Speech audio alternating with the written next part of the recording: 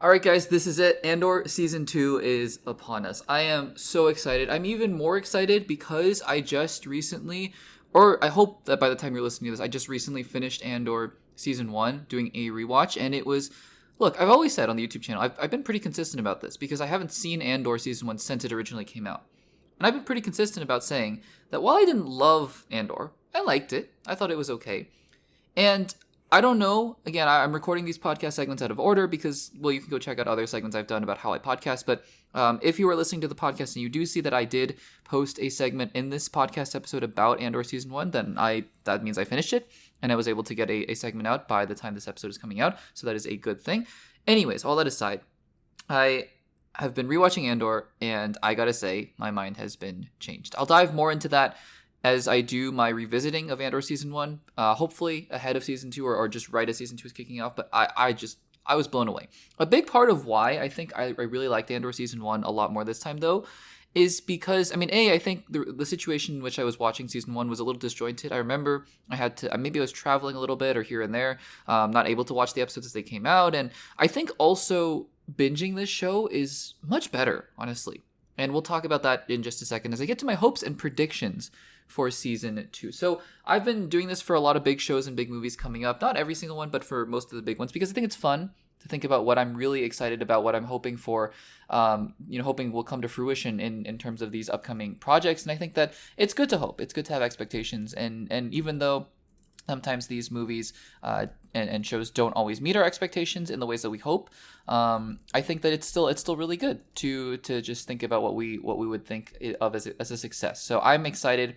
This is my hopes and predictions for Andor Season 2. I'm going to list out first my hopes. I have 3 hopes here, and I have 2 predictions. And honestly, I'll get to my predictions at the end, but I think predictions are a little hard for this series just because it's a show where we know exactly where it's going to end up. But I have 2, I guess one story-related prediction and the one a little bit that's outside of the box. So we'll get to that at the end. So first of all, hopes. And what I define as hopes, as I always like to say, is if these things happen, it's not guaranteeing success for Andor Season 2 in my mind. But it is, I think, putting it on a path where I would say it's going to be very hard to disappoint me if these things don't happen. So number 1, the middle episodes aren't the weakest. That is my hope, number 1, for Andor Season 2. The reason I say this is because I felt this the first time as episodes were coming out bit by bit. And I felt it again this time around on my rewatch, even though I really liked it. And I think that binging it again was a big part of why I think that Andor Season 1 resonated with me a lot more, because you can kind of see the whole picture of the story and each individual story arc, the first 3 episodes, the next 3 episodes, the next 4-ish episodes, and then the final 2-ish episodes, right? Those are the story arcs.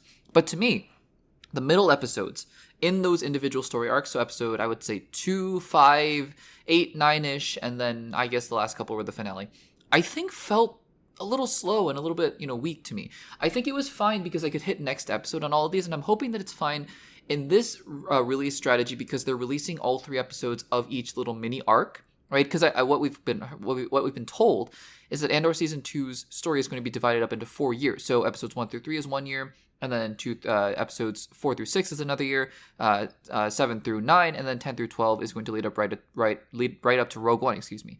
And so I'm hoping that by doing this, it's going to be a little bit better, that the middle episodes aren't going to drag the show down a lot. And I'm not saying that the middle episodes in Season 1 drag the show down.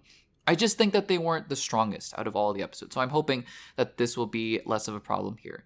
Hope number 2 is relating to that. And I really hope the time jumps work. I trust Tony Gilroy, who is the showrunner of Andor, and he's been a master at executing his vision for what this show is going to be, a political espionage thriller leading to what the rebellion eventually becomes. I think it's awesome what he's been able to do. However, I was a little skeptical, I'm not going to lie, when they announced that Andor Season 2 is going to be divided up into 4 years and every 3 episodes is going to jump a year in advance, leading right up to Rogue One, like I mentioned. And I think that it's an interesting concept. It's not one that you see often. I think one of the things about Andor Season 1 that we like so much, at least for me, is that while there are mini arcs, they all feel like they're connecting to one another very linearly. So this is a little bit of a different approach. And I'm not saying inherently it can't work. That's not at all what I'm saying. I'm just saying I haven't seen it work. And conceptually, when I try to wrap my head around how they're going to pull this off, again, having only seen the trailer, so not really knowing what's going to happen in that regard, I don't see a clean way in. But again, that might just be me. I don't know. I totally am willing to be proven wrong, because I would love to be proven wrong, because I would love to see that Andor Season 2 works even better with these time jumps, and I think that would be great for all of us. So I'm just curious about this, but I'm really hoping that these time jumps really work out well. And the third hope I have for Andor Season 2 is that we're not gonna... I hope we don't get too far into the Rogue One territory. And for those of you who are already writing in the comments saying, oh, you hate Rogue One, that's weird. Why? I don't. I love Rogue One. In fact, I might even love Rogue One more than most. I think Rogue One is my second favorite Star Wars movie of all time. I love it. Everything I've seen in the trailer, though, I loved. I love everything I've seen in the trailer. But to me, it does feel a little reminiscent of Rogue One. And really what put me over the edge in that regard, right? It wasn't Krennic necessarily, because I think Krennic is a part of the story, right? So good, we have Krennic. It's not, even if, and we'll talk about this in just a second, it's not if, Darth Vader shows up. I think that still makes some sense, right? Even though I doubt it. Again, get to that in a second. It's not even K2SO, because I think K2SO, we need to know how Andor and K2SO met up. It's pretty crucial, right? Based on where they start out the film, the Rogue One film. But really what put me over the edge in this regard and made me a little bit nervous was the explicit shots of the Death Star. And the fact that the trailers were focusing so much on the Death Star. I know, right, how important the Death Star is to this part of Star Wars history. I don't know if I need to have a rehashing of another, the super weapon's coming, what are we going to do? Because Rogue One was so interesting because it was about getting the plans leading up right up to A New Hope. And I think it was really good in that regard. But then to see it again and know, okay, so we're leading up to Rogue One, which is leading up to A New Hope, and it's about the Death Star, but we all know the Death Star is really scary, and it's a big weapon, and we saw a hint of it, obviously, in Season 1 when they were building that, the parts for the Death Star in the prison.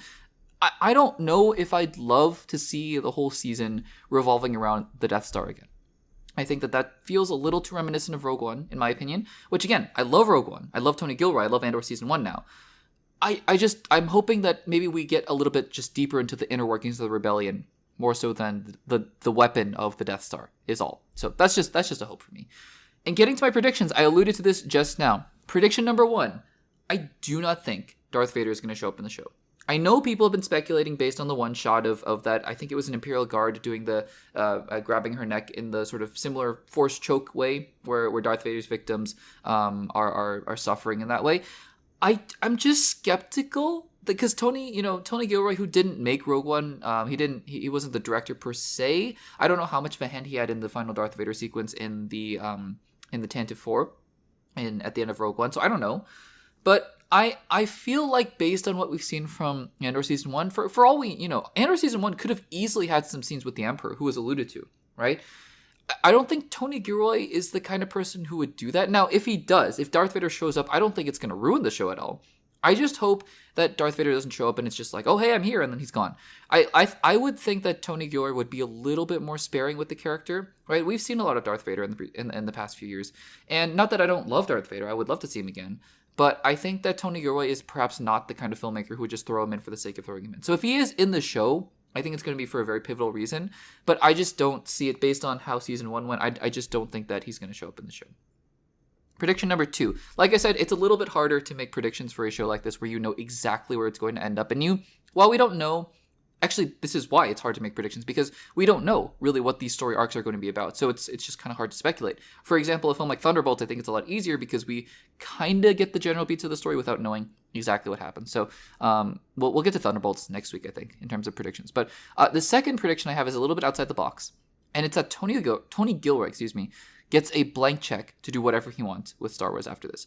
I think Andor Season 2 is going to be just as successful as Season 1, especially in terms of award season. I think it's going to get a lot of awards.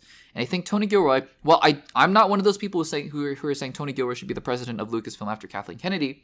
I think Tony Gilroy will be given any kind of Star Wars project he wants after this. I don't think it'll be Andor related. I don't think it'll be Rogue One related even.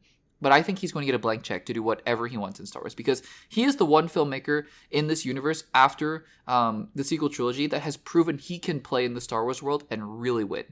Viewership numbers, again, it's not the flashy kind of lightsaber fights that we all grew up on in Star Wars, but it's a different kind of Star Wars, right? And I think that's still great, and it's won all the awards. People love the show, everyone who watches it, for the most part, and even me. I like the show, and then I've grown to love it. So I think that Tony Gilroy will be able to do whatever he wants in Star Wars. I would not be surprised.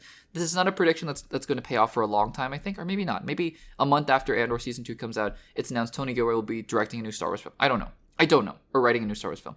But I do think that eventually we're going to hear that Tony Gilroy, based on the success of Andor, is going to be able to do whatever he wants in the Star Wars universe. So that is my second prediction. Guys, those are 3 hopes and 2 predictions I have for Andor Season 2. I am very excited. I think that it's going to be a great ride, and I cannot wait to see where we go from here. Let me know in the comments down below what you think about my hopes and predictions, and feel free to leave your own hopes and predictions in the comments down below.